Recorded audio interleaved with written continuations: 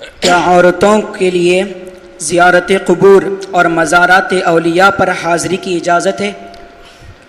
سوال آپ نے سن لیا کہ خواتین سے متعلق سوال ہے کہ یہ قبروں کی زیارت کے لیے اور اولیاء کرام کے مزارات پر حاضری کے لیے جا سکتی ہیں کہ نہیں جا سکتی ہیں۔ تو اس سلسلے میں اسلم مذہب یہ ہے، اسلم مطلب زیادہ سلامتی والا۔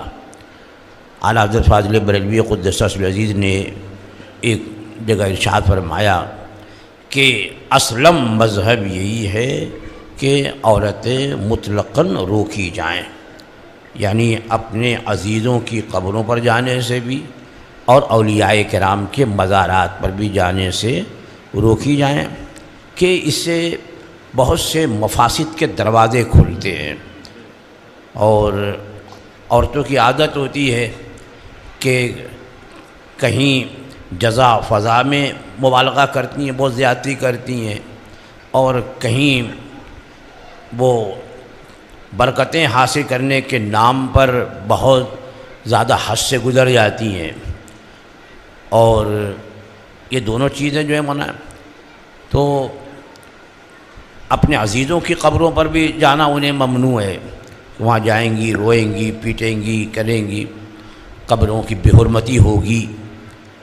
اور مزارات اولیاء پر جانا تو وہاں جہاں ادب و احترام میں وہ اپنے اعتبار سے سمجھتی ہے کہ ہم نے بہت ادب کیا، وہ چومنے چاٹنے میں، تو اس میں مزارات اولیاء کرام کی بھی بے حرمتی کا سخت اندیشہ ہے۔ اور پھر اختلاط مرد و زن، اور اسلام نے اس چیز سے سختی سے روکا ہے کہ عورتوں کے لیے پردے کا حکم ہے، وہ گھر میں رہیں، جب نماز سے لی جو وہ نماز کہ جو فرض قطعی ہے اور جماعت اس کی واجب، اور رسول اکرم سید عالم صلی اللہ تعالی علیہ وسلم کے زمانے اقدس میں خواتین مسجدوں میں آتی تھیں، جماعت سے نماز پڑھتی تھیں، لیکن جب کچھ فتنے کا اندیشہ ہوا، حضرت سیدنا امیر المومنین فاروق اعظم عمر ابن خطاب رضی اللہ تعالی عنہ نے عورتوں کو مسجد سے روک دیا۔ اور سرکار کے زمانے میں آتی تھی، تب بھی میرے آقا نے اس دور میں بھی ارشاد یہ فرمایا کہ عورتوں کو میری اس مسجد سے زیادہ ثواب نماز پڑھنا ان کے گھروں میں افضل ہے، میری اس مسجد سے زیادہ افضل نماز پڑھنا گھروں میں ہے، اور گھر کے صحن سے زیادہ افضل گھر کی کوٹھری میں، یعنی جتنے زیادہ پردے میں عورت نماز پڑھے اتنا ہی بہتر۔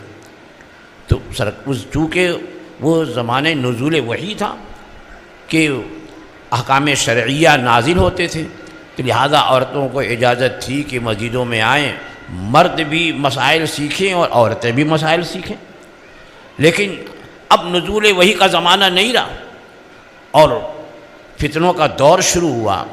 حضرت سیدنا فاروق اعظم رضی اللہ تعالیٰ عنہ نے اپنے دور میں مسجدوں سے عورتوں کو روکا، جبکہ نماز پڑھنا جماعت سے واجب تھا، قریب قریب اس سے روک دیا کہ عورتیں نہیں آئیں، گھروں میں پڑھیں۔ اب عورتیں حضرت عائشہ صدیقہ رضی اللہ تعالیٰ عنہ ام المومنین کی بارگاہ میں حاضر ہوئیں کہ یہاں تائید مل جائے گی ہمیں کہ دیکھیے امیر المومنین عمر ابن خطاب نے ہم کو مسجد میں سے روک دیا ہے، آپ کچھ کریے۔